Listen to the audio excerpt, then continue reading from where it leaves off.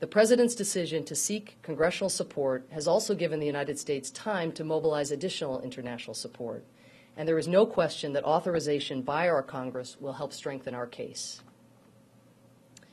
One of the most common concerns we have heard centers less on the how or when of intervention, but on the what.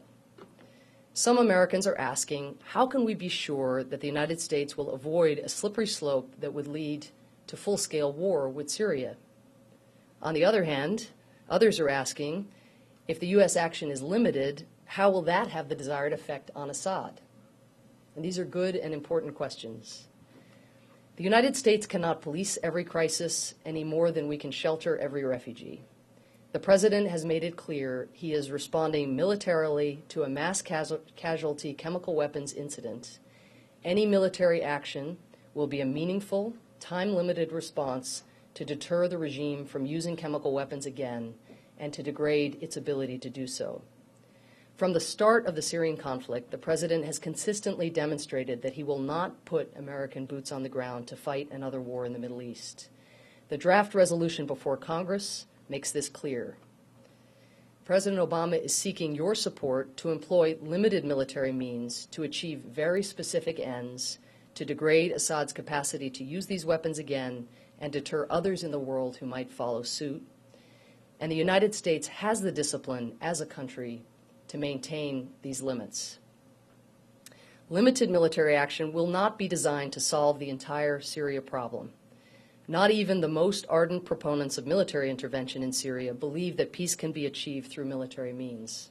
And it is naive to think that Russia is on the verge of changing its position and allowing the UN Security Council to assume its rightful role as the enforcer of international peace and security. In short, the Security Council the world needs to deal with this urgent crisis is not the Security Council we have.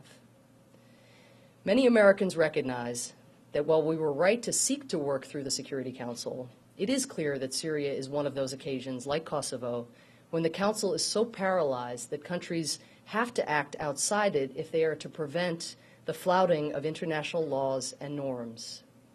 But these same people still reasonably ask, beyond the Security Council, what support does the United States have in holding Assad accountable?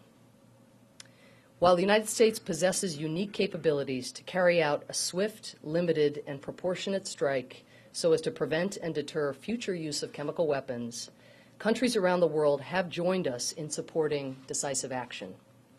The Arab League has urged international action against Syria in response to what it called the ugly crime of using chemical weapons.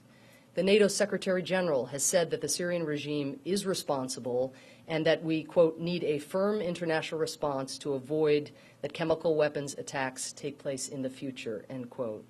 The Organization of Islamic Cooperation blamed the Syrian government for the chemical attacks and called for decisive action.